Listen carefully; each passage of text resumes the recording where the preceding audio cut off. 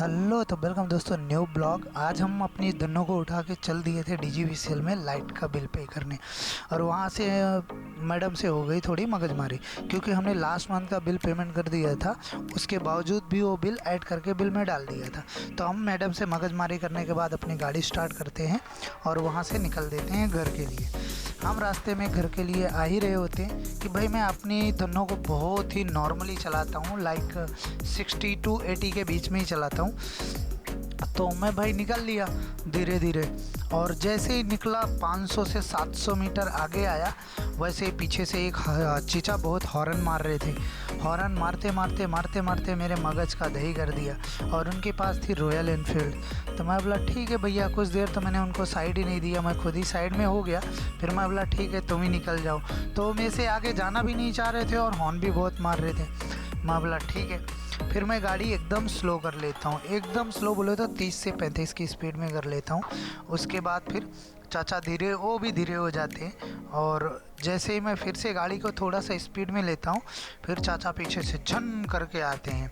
आप देखिए चाचा कैसे निकलते हैं। और वीडियो के एंड में तो भाई ऐसा कुछ हो गया कि पूछो मत। ये देखो चाचा झन से निकले मेरे बगल से। और उसके बाद फिर मैं बोला भाई चलो धीरे धीरे उसके बाद भाइयों मैं बोला चलो चीचा जी, आज तुमको हम अपनी पावर दिखाते हैं। चीचा की गाड़ी उस टाइम कम से कम कुछ नहीं तो 100-110 की स्पीड में रही होगी। मैं बोला चलो भैया। चीचा को मैंने 120-125 खींच के मैं बोला तुम तो पच जाओ पहले पीछे। और तकरीबन मैंने गाड़ी 3 से 4 किलोमीटर तक 125-130 खींच दिया भाई।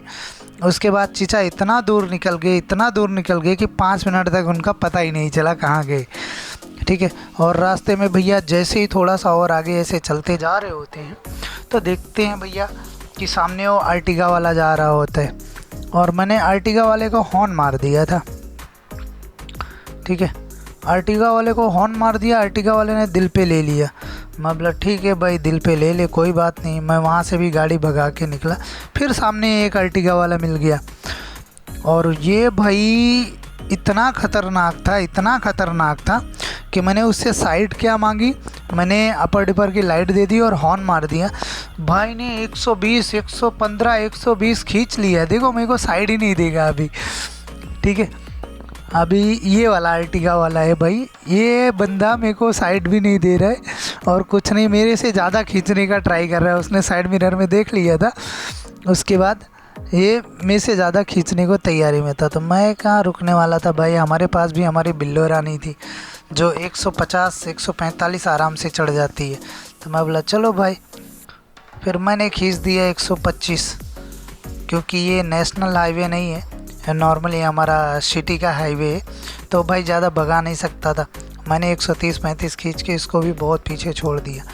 भाई आजकल रास्ते में क्या होता है, किसी को हॉर्न दे दो ना तो उनको लगता है कि उनकी बेइज्जती हो रही है। ठीक है, वो लोग मतलब ये मान के चलो कि कंपटीशन करने लगते हैं।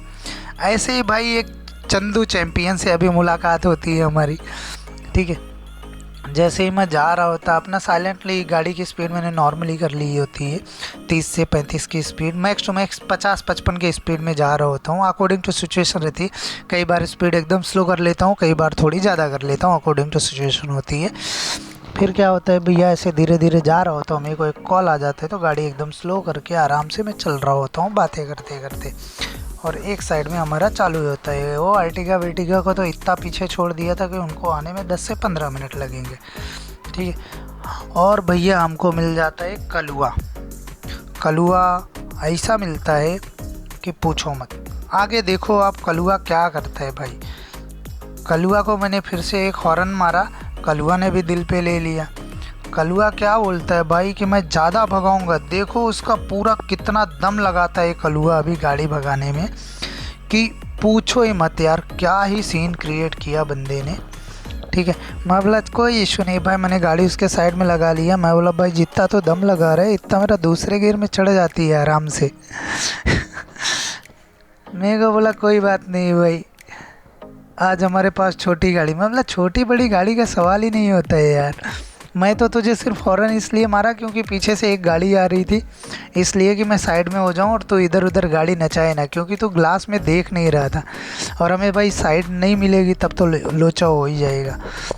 ठीक है, तो फिर चलिए मुलाकात करवाएंगे अभी आपकी कलुआ से।